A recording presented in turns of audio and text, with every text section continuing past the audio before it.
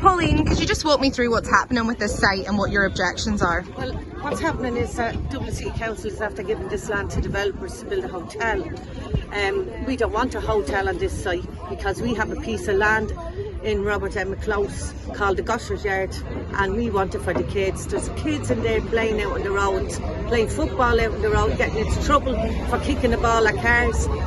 No ball game signs up. It's just madness. It doesn't make any sense. I run a youth group with 57 young people and we have no premises, and we are asking Dublin City Council for years for this piece of land, and they keep putting us off. They won't communicate with us, and now they're after giving it to a developer to develop on. So we're not having it.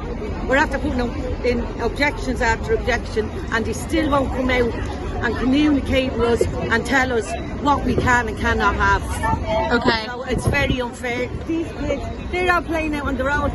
They're playing football out on the road. It's shameful. We're failing future generations of kids if we allow this to happen. Okay, and do you feel like another hotel in the area, is that what this area needs? We don't need another hotel in this area. We need more homes. We need more play spaces, safe play spaces for young people. I'm on my third generations of kids in this youth group that I run, Bridge Street Youth Group.